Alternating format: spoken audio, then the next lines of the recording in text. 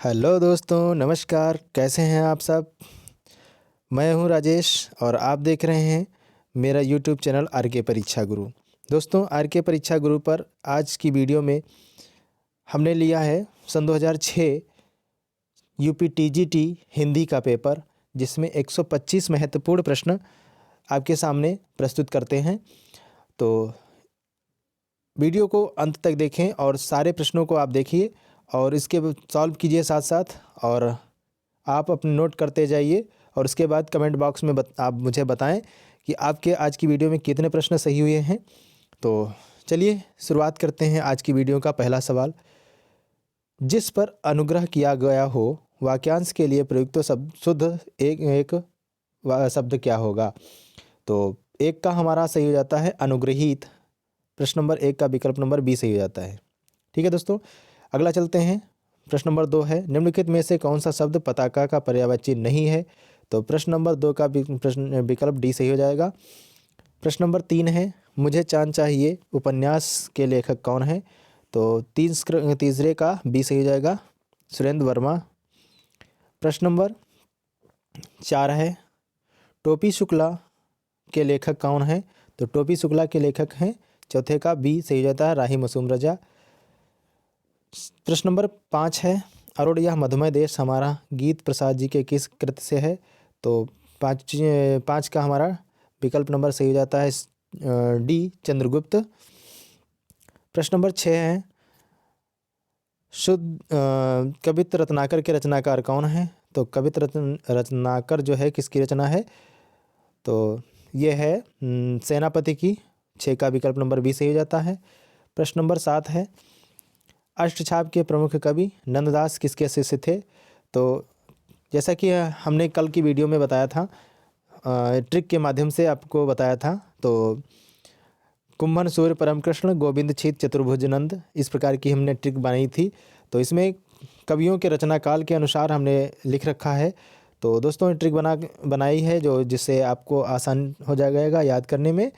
तो कुंभन सूर्य परम कृष्ण गोविंद छीत चतुर्भुज नंद। ठीक है, ऊपर के 4 शिष्य वल्लभाचार्य के और नीचे के 4 शिष्य जो हैं वो विट्ठलनाथ के हैं, गोविंद छीत चतुर्भुज नंददास।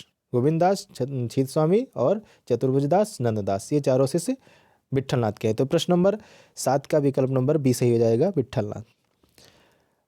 प्रश्न नंबर 8 है, कबीर वाणी के डिक्टेटर थे, यह अभिमत किस आलोचक का है? तो वाणी के डिक्टेटर आचार्य हजारी प्रसाद द्विवेदी ने कहा है, डॉक्टर हजारी प्रसाद द्विवेदी ने कहा है, और आचार्य और डॉक्टर दोनों कहा जा सकता है। और कबीर की भाषा को सदुकड़ी भाषा रामचंद्र शुक्ल ने कहा है, और पंचमेल खिचड़ी श्याम सुंदर दास ने कहा है। चलिए दोस्तों, आज की वीडियो का 9वां सवाल देखते हैं। इनमें से कौन सा कवि अभिनव जयदेव की उपाधि से विभूषित है? तो प्रश्न नंबर 9 का विकल्प नंबर ए सही हो जाता है, विद्यापति। अगला है प्रश्न नंबर 10 है, मुक्त छंद के प्रणेता हैं, तो मुक्त छंद के प्रणेता कौन है? निराला।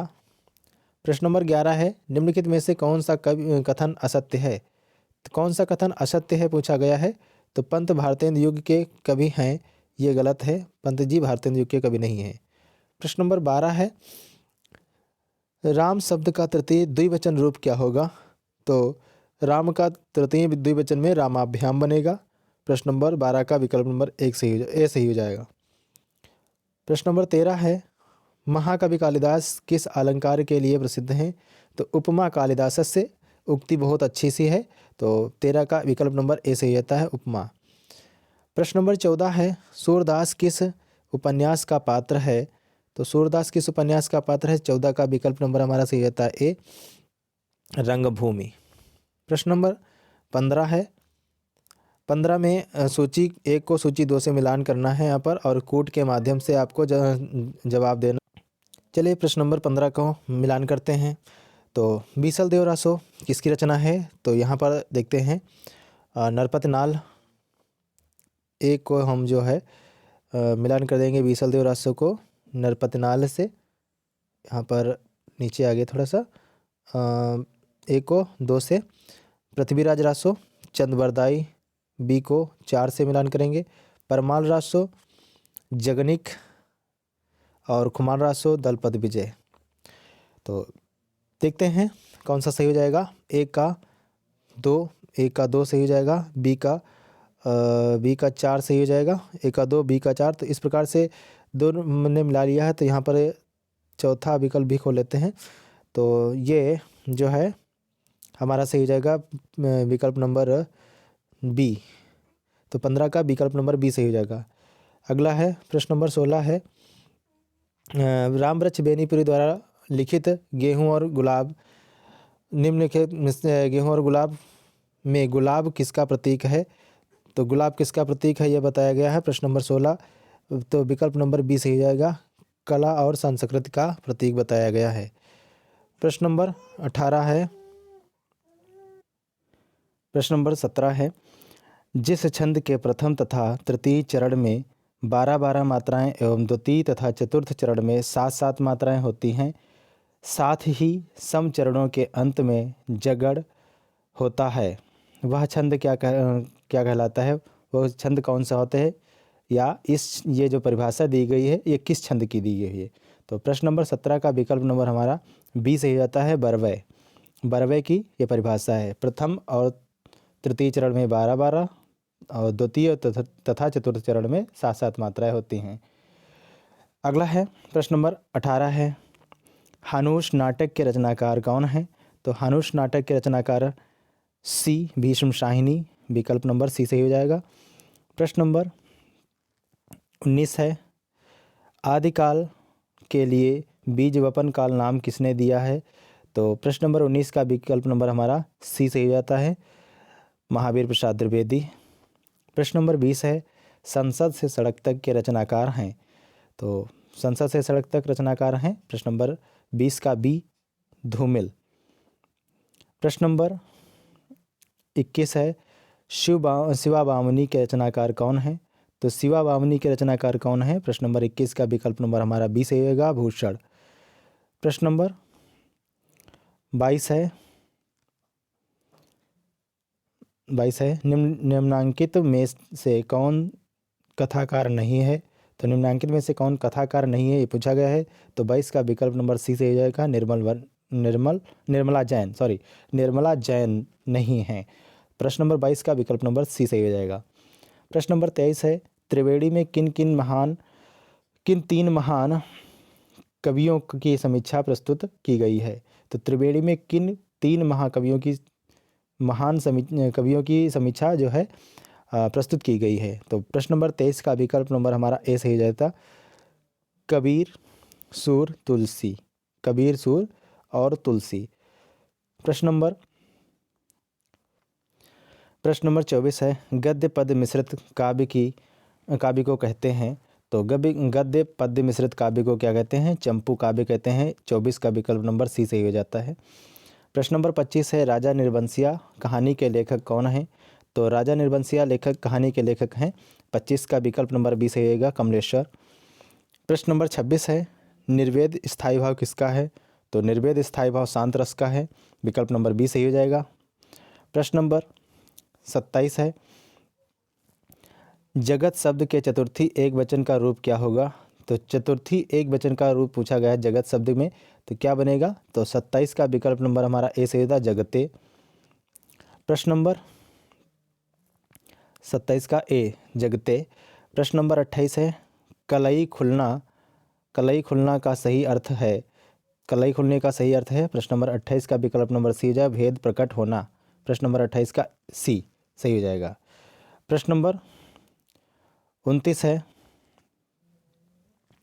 निम्नलिखित में से कौन सा नाटक जयशंकर प्रसाद द्वारा रचित नहीं है। तो कौन सा नाटक जयशंकर प्रसाद द्वारा रचित नहीं है। तो करबला। प्रश्न नंबर 29 का विकल्प नंबर सी सही हो जाएगा। प्रश्न नंबर 30 है, प्रगतिशील लेखक संघ के प्रथम अधिवेशन का अध्यक्षता की थी। तो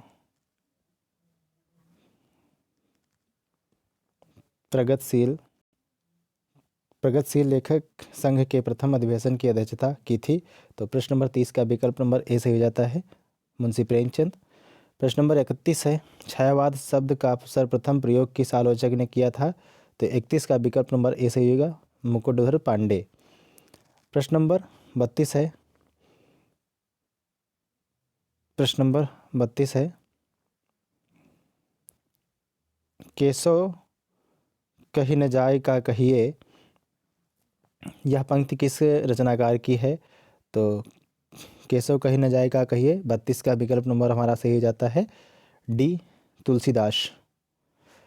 यहाँ पर केशव से लोग कंफ्यूज हो जाते हैं, तो इसको केशव लगा कर चले आते हैं, तो ये केशव का नहीं है, तुलसीदास की रचना है, ये पंक्ति है।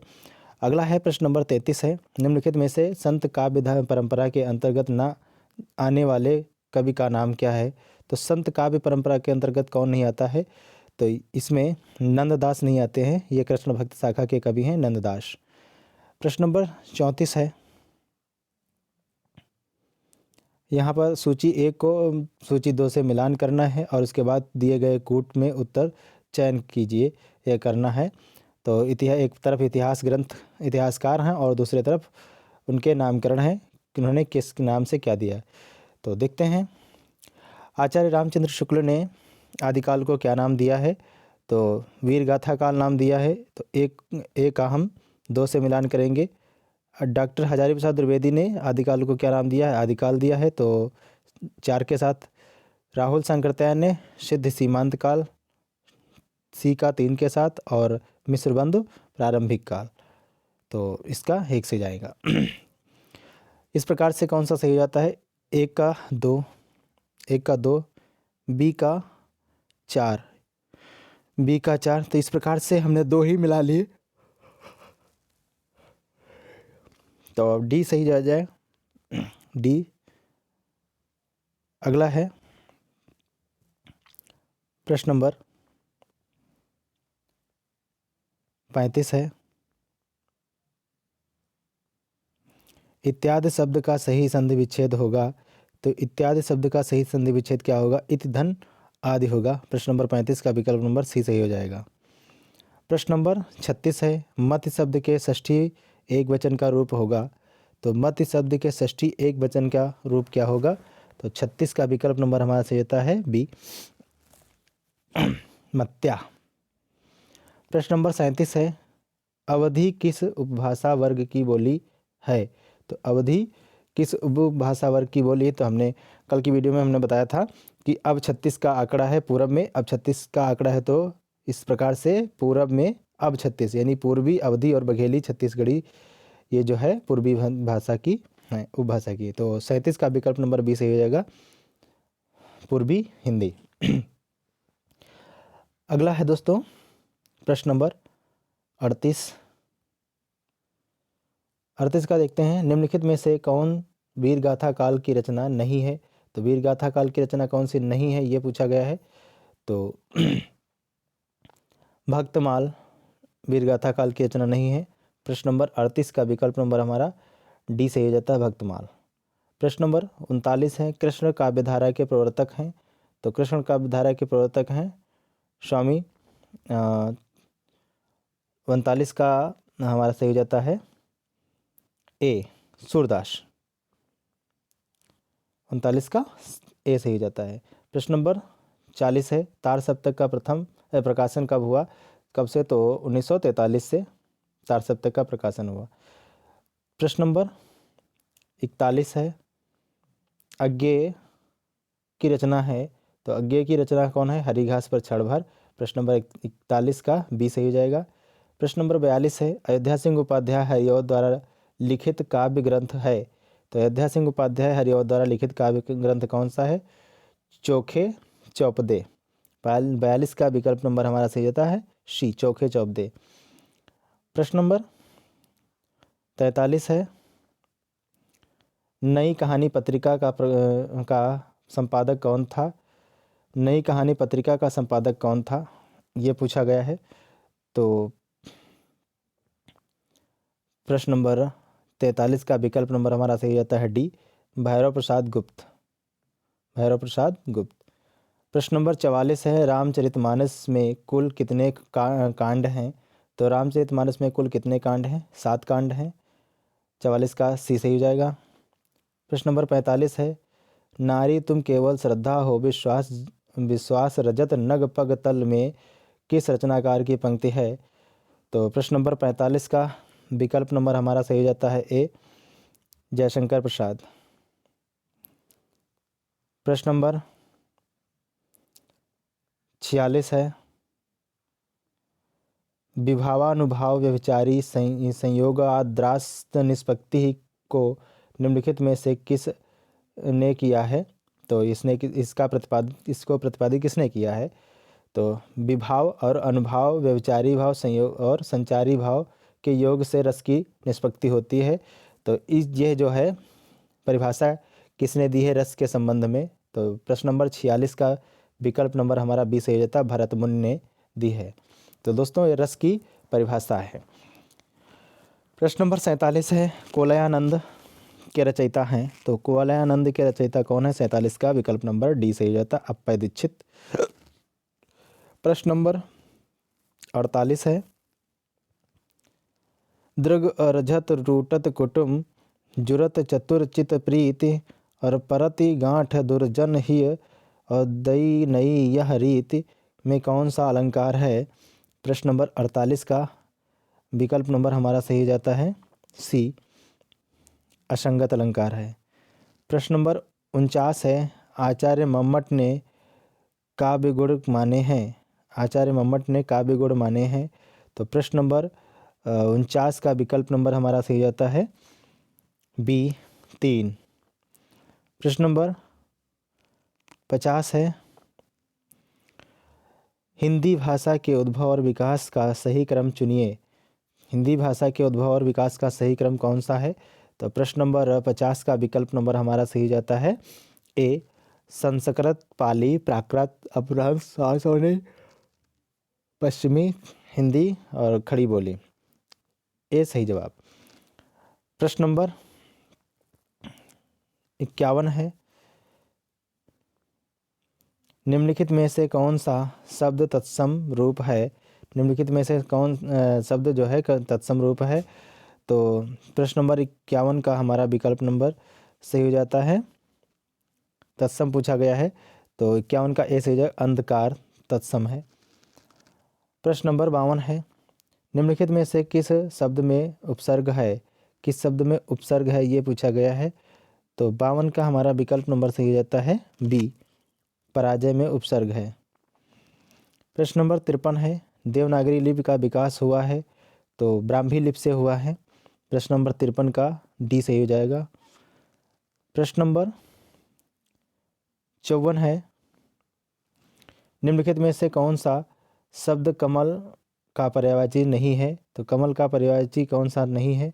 तो 54 का डी सही हो जाएगा, अमी, अमी नहीं है। प्रश्न नंबर 55 है, आचार का विलोम शब्द है तो आचार का क्या हो जाएगा? अनाचार हो जाएगा। 55 का ए सही हो जाएगा। प्रश्न नंबर 56 है, जिसकी आशा न की गई हो उसे कहा जाता है तो क्या कहा जाता है? 56 का विकल्प नंबर बी सही होगा, अप्रत्याशित, अप्रत्याशित कहा जाता है। प्रश्न नंबर 57 है,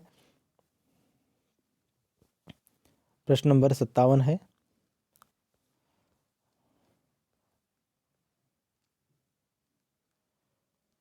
जयमयंग जस चंद्रिका के रचयिता कौन है? 57 जयमयंग जस चंद्रिका किसकी रचना है? प्रश्न नंबर 57 का विकल्प नंबर डी सही होगा, मधुकर कवि। प्रश्न नंबर 58 है, संतन को कहाँ सीकरी सो काम, यह अभिकथन किसका है? तो 58 का विकल्प नंबर सी सही हो जाता है, कुंभनदास का है। प्रश्न नंबर 59 है, गोस्वामी तुलसीदास ने रामचरितमानस की रचना किस संवत में की थी?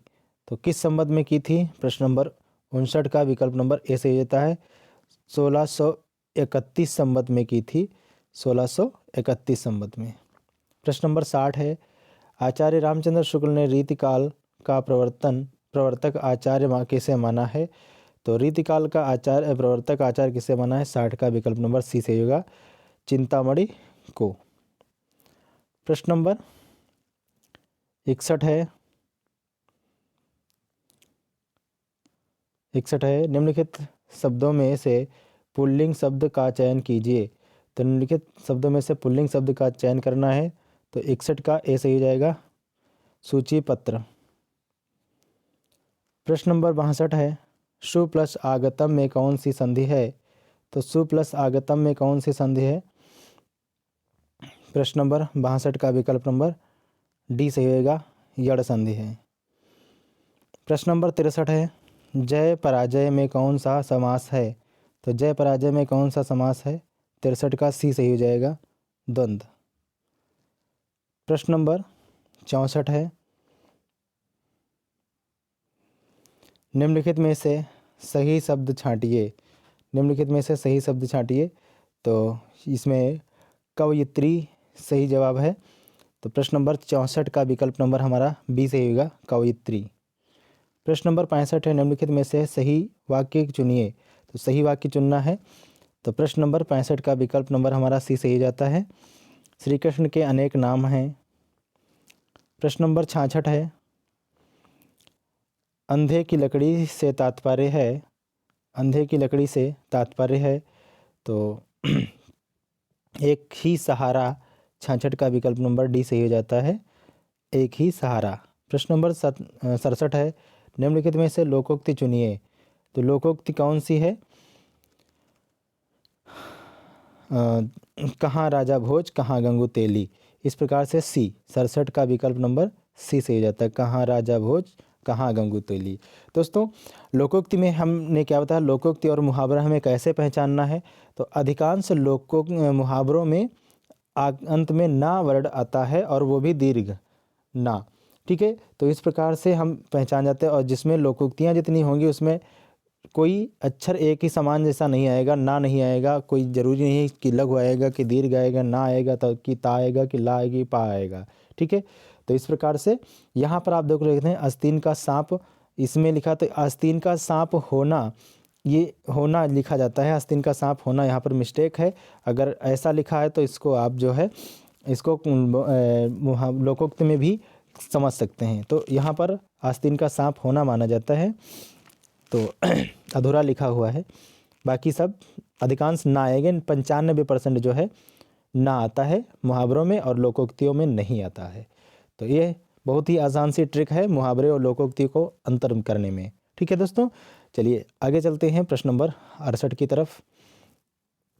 प्रश्न नंबर 68 है, निम्नलिखित में से किस उपन्यास का कथानक भारत पाकिस्तान विभाजन पर आधारित है? तो आधारित नहीं है, ये पूछा गया है।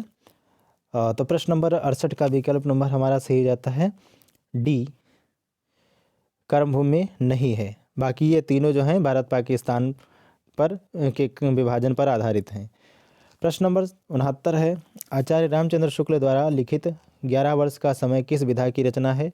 तो 11 वर्ष का समय जो है 69 का विकल्प नंबर ए सही हो जाता है, कहानी विधा की रचना है। प्रश्न नंबर 70 है, यशपाल की आत्मकथा है। तो यशपाल की आत्मकथा कौन सी है? तो सिंहावलोकन, 70 का हमारा बी सही हो जाता है, सिंहावलोकन यशपाल की आत्मकथा है। प्रश्न नंबर 71 है, अरे यायावर रहेगा याद किस विधा की रचना है? तो अरे यायावर रहेगा याद किस विधा की रचना है? प्रश्न नंबर 71 का विकल्प नंबर हमारा सी सही हो जाता है, यात्रा साहित्य है। प्रश्न नंबर 72 है, निम्नलिखित में से कौन सा रेखा चित्र महादेवी वर्मा की का नहीं है? कौन सा रेखा चित्र महादेवी वर्मा का नहीं है? प्रश्न नंबर 72 का डी सही हो जाएगा, मंटो मेरा दुश्मन महादेवी वर्मा का नहीं है। प्रश्न नंबर 73 है, सूची 1 को सूची 2 से मिलान करना है और सही उत्तरों का कूट मार्क के माध्यम से जवाब देना है। तो दोस्तों यहाँ पर कूट दिया हुआ है, तो पहले हम मिलान कर लेते हैं दोस्तों। चलिए, क्या भूलूं क्या याद करूं किस विधा की रचना, यहाँ पर विधाएं दिए हुए। तो ये आत्मकथा है, आत्मकथा है, क्या भूलूं क्या याद करूं। और दूसरा है आवारा मसीहा जीवनी। तो आवारा मसीहा जो है जीवनी है। फिर जो है या तंत्रलोक से यंत्रलोक तक यात्रा साहित्य है। और फिर मेरा परिवार जो है मेरा परिवार रेखा चित्र है महादेवी वर्मा का। तो इस प्रकार से मिलान करते हैं। क्या भूलूं क्या याद करूं आत्मकथा 1 का 2 से चौथा विकल्प भी ले लेते हैं। यहाँ पर थोड़ा सा छोटा कर लेते हैं। तो 1 का 2 से और 2 का बी का हम मिलाएंगे चौथे से। 1 का 2 से बी का चौथे से मिलान करेंगे। सॉरी 1 का 3 से है और यहाँ पर थोड़ा सा फिर से बना लेते हैं दोस्तों, थोड़ा सा मिस्टेक हो गया क्योंकि सही समझना ज़्यादा ज़रूरी है। तो मिलान करते हैं। क्या भूलूं क्या याद करूं आत्मकथा है और आवारा मसीहा जो है जीवनी विधा की रचना है। आवारा मसीहा जीवनी विधा की रचना है। यंत्रलोक तंत्रलोक जो है यात्रा साहित्य है और मेरा परिवार जो है रेखा चित्र है। तो इस प्रकार से ए जो है 3 से मिलान करेंगे, बी 4 से मिलान करेंगे। तो इस प्रकार से हमने मिला लिया तो बी सही हो जाएगा, सही जवाब। ठीक है दोस्तों, चलिए आगे चलते हैं। प्रश्न नंबर 74 देख लेते हैं। निम्नलिखित में से कौन सी रचना महाकाव्य नहीं है? तो कौन सी रचना महाकाव्य नहीं है ये पूछा गया है। तो पल्लव नहीं है। 74 का विकल्प नंबर हमारा सही जाता है डी पल्लव। प्रश्न नंबर 75 है। फूल नहीं रंग बोलते हैं के लिए रचनाकार हैं। फूल नहीं रंग बोलते हैं कि रचनाकार कौन है? तो 75 का विकल्प नंबर ए सही हो जाता है केदारनाथ अग्रवाल। प्रश्न नंबर 76 है।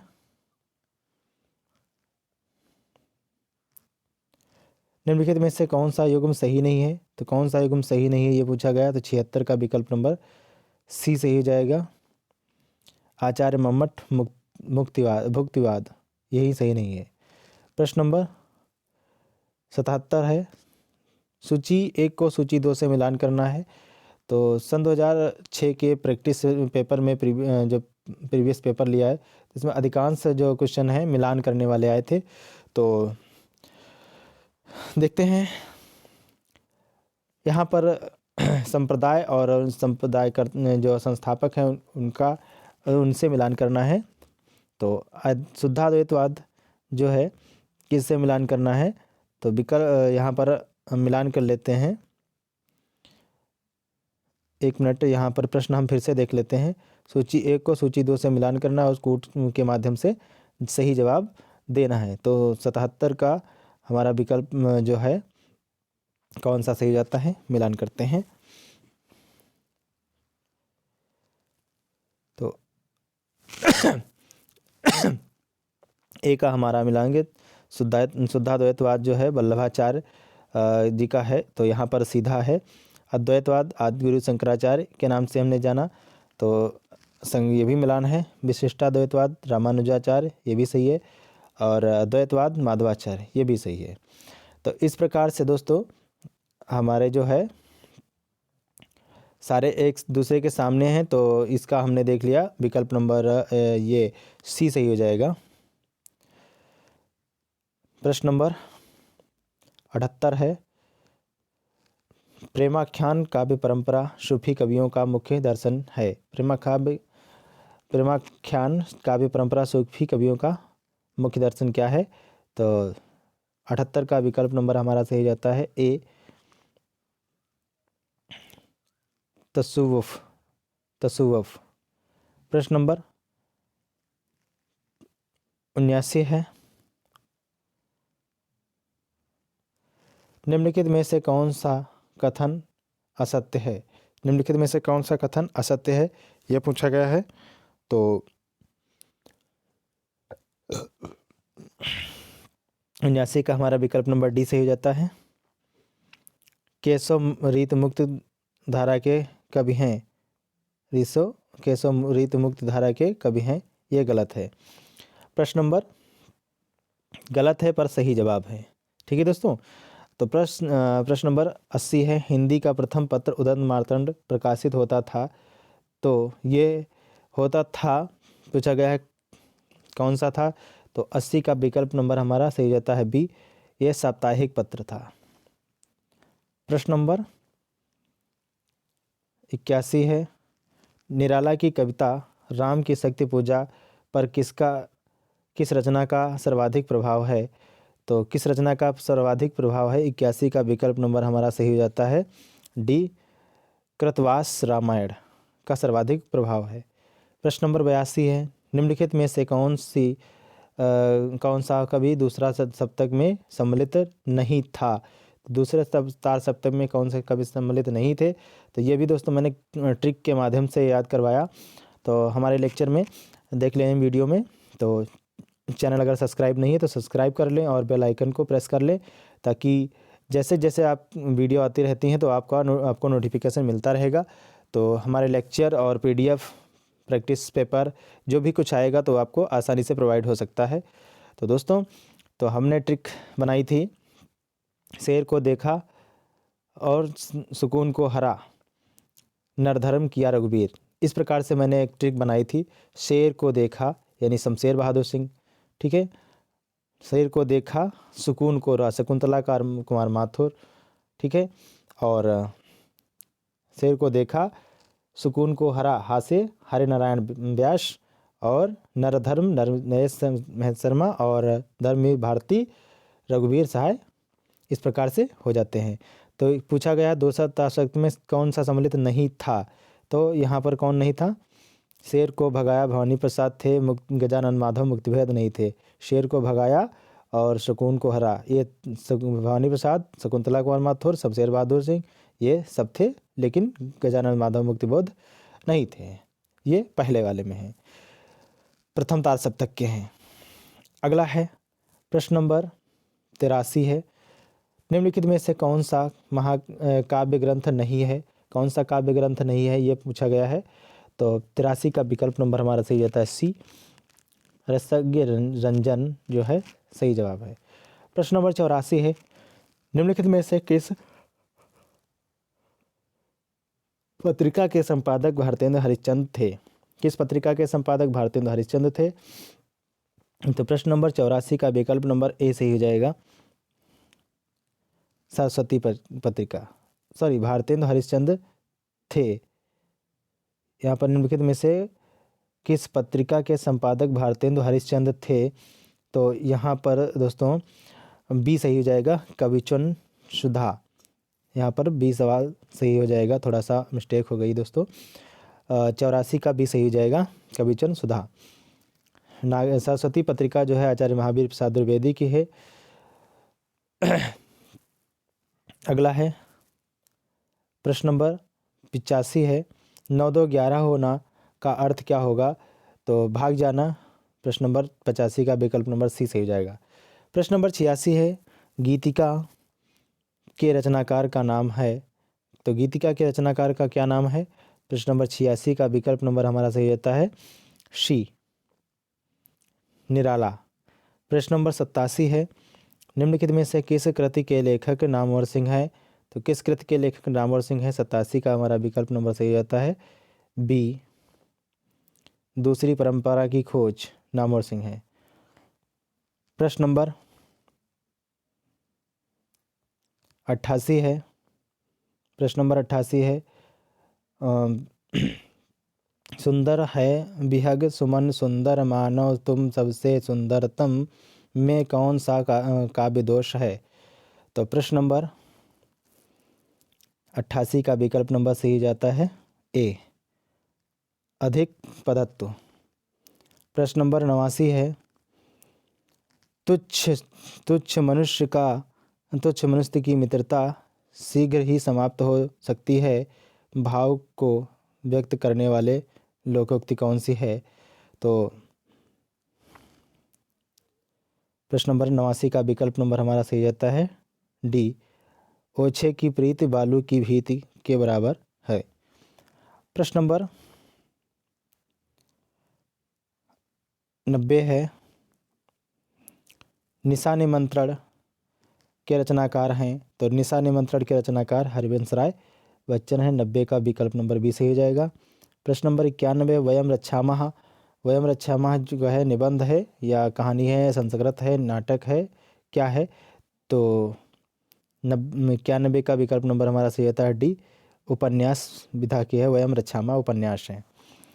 प्रश्न नंबर 92 है, प्रत्यक्ष का विलोम शब्द क्या होगा? तो प्रत्यक्ष का अप्रत्यक्ष हो जाएगा। प्रत्यक्ष का अप्रत्यक्ष होएगा। प्रश्न नंबर 92 का सी, प्रत्यक्ष नहीं है लेकिन परोक्ष है, उसका पर्यायवाची दूसरा है, परोक्ष हो जाएगा। प्रश्न नंबर 93 है,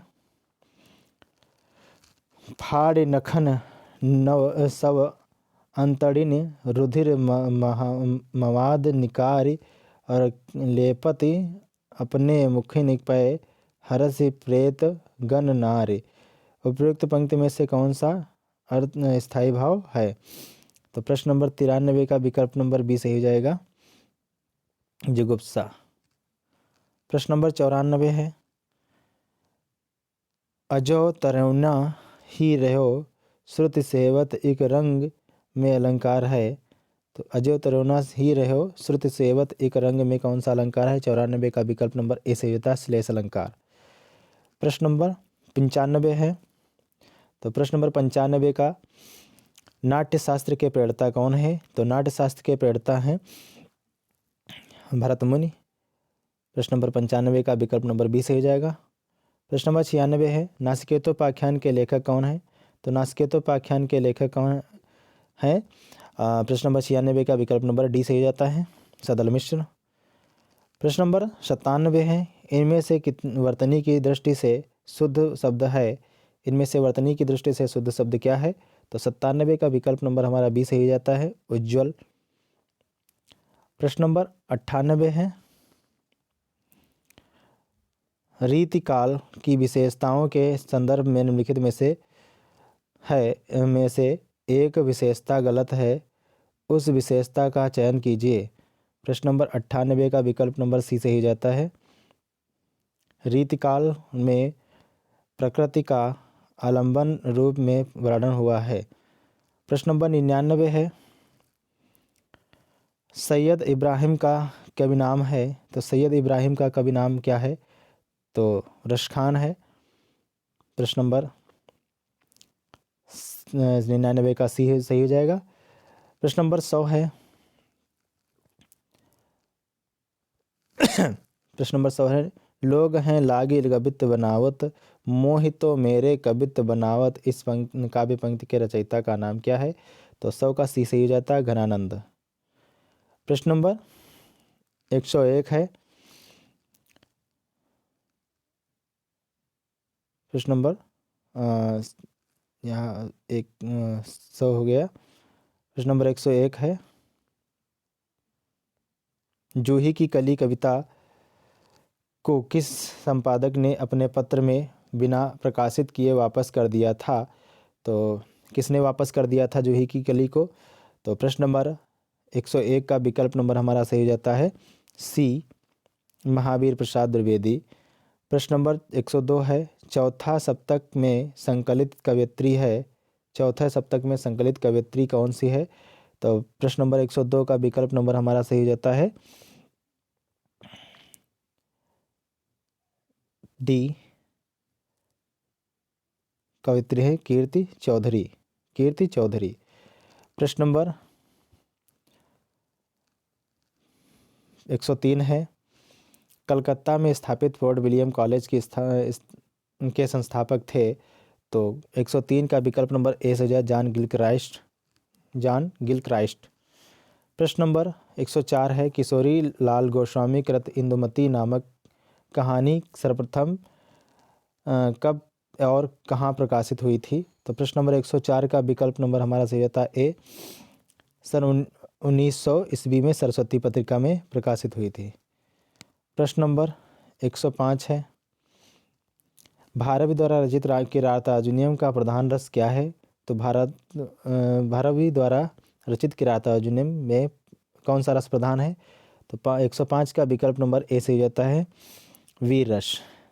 प्रश्न नंबर 106 है, श्रीहर्ष द्वारा रचित नैषधि चरित में किस रीति की प्रधानता है?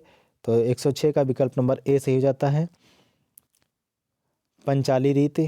प्रश्न नंबर 107 है, बृहत्त्रयी में कौन सा महाकाव्य नहीं है आता है? तो बृहत्त्रयी में कौन सा महाकाव्य नहीं आता, महाकाव्य कौन सा नहीं आता है? तो 107 का विकल्प नंबर हो जाएगा डी, रघुवंशम। रघुवंशम जो है बृहत्त्रयी में नहीं आता है, बाकी तीनों आते हैं, किरातार्जुनीयम, शिशुपाल वधम और नैषधि चरितम। प्रश्न नंबर 108 है, 108 का है, सूची 1 और सूची 2 से मिलान करना है। एक तरफ रचनाकार, एक तरफ रचनाएं हैं। तो कालिदास की रचना कौन सी हो गई? अभिज्ञान शाकुंतलम हो जाएगी। माघ की क्या हो जाएगी? शिशुपाल वधम हो जाएगी। और भवभूत की उत्तर रामचरितम हो जाएगी। दंडी की दस कुमार चरितम हो जाएगी। तो इस प्रकार से ए 2 से और बी 3 से, तो हमारा इस प्रकार से हमारा पहला ही बी सही हो जाता है, विकल्प बी सही हो जाता है। प्रश्न नंबर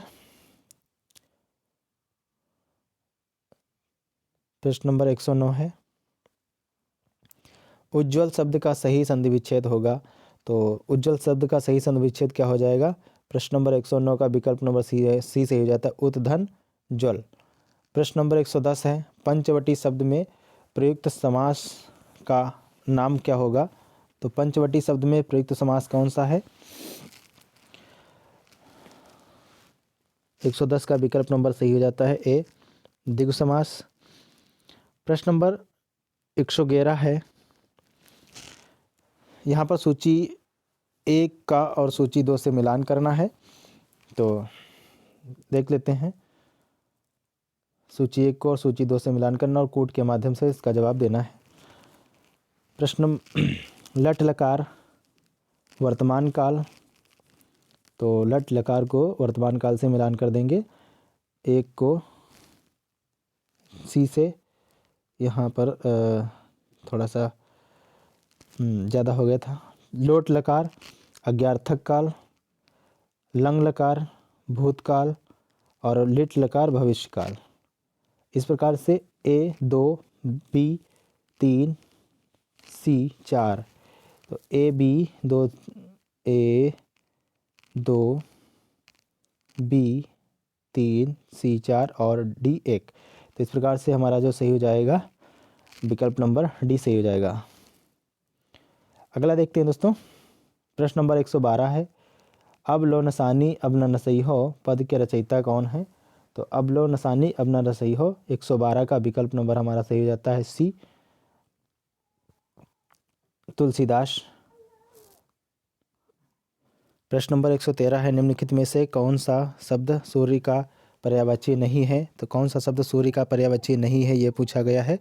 तो जो है 113 का है, निम्नलिखित में से कौन सा शब्द सूर्य का पर्यायवाची नहीं है? तो भास्वर नहीं है। प्रश्न नंबर 113 का विकल्प सी सही हो जाएगा। प्रश्न नंबर 114 है, करुड़ के रस राजत्व की प्रतिष्ठापना किस ग्रंथ द्वारा की गई? तो प्रश्न नंबर 114 है, इसका विकल्प नंबर बी सही हो जाएगा, उत्तर रामचरितम। प्रश्न नंबर 115 है, प्रश्न नंबर 115 है, न कांतमपि निर्भूषम विभाति वनिता मुखम, यह अभिमत है, किसका अभिमत है? तो प्रश्न नंबर 115 का विकल्प नंबर हमारा सही जाता है सी, आचार्य भामा का। प्रश्न नंबर 116 है, अभिज्ञ शब्द का विलोम शब्द क्या होगा? तो 116 का विकल्प नंबर ए सही होता है, विज्ञ।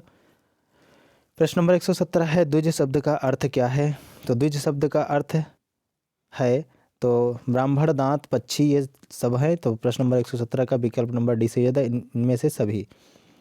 प्रश्न नंबर 118 है, अकरोह रूप है, अकरोह रूप है।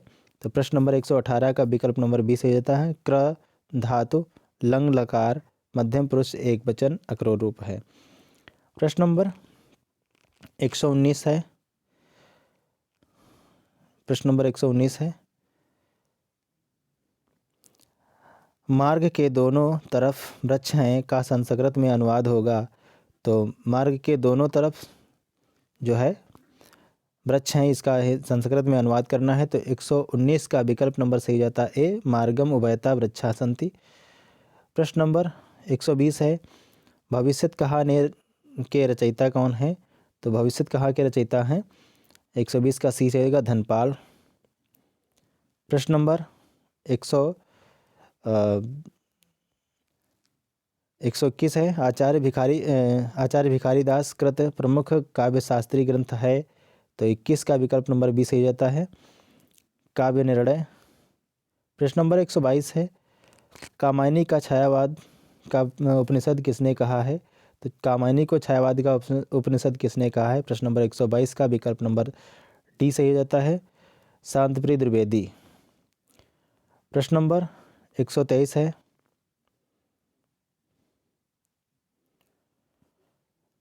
हाँ, हिंदी साहित्य के इतिहास ग्रंथ, हिंदी साहित्य के इतिहास ग्रंथ हिंदी साहित्य विमर्श के लेखक कौन हैं। तो हिंदी साहित्य के विमर्श के लेखक जो हैं 23 का विकल्प नंबर हमारा सही जाता है बी, सूर्यकांत शास्त्री हैं। प्रश्न नंबर 124 है, धूमिल को किस काव्य कृति पर साहित्य अकादमी पुरस्कार मिला था। तो धूमिल को किस कवि पर साहित्य अकादमी पुरस्कार मिला था, किस कृत पर। तो प्रश्न नंबर 124 का विकल्प नंबर हमारा सही होता है सी, संसद से सड़क तक। प्रश्न नंबर 125 है, निठल्ले की डायरी नामक हास्य व्यंग्य निबंध किसका है, संग्रह है। तो किसका है, 125 का विकल्प नंबर डी सही जाता है हरिशंकर परसाई का है।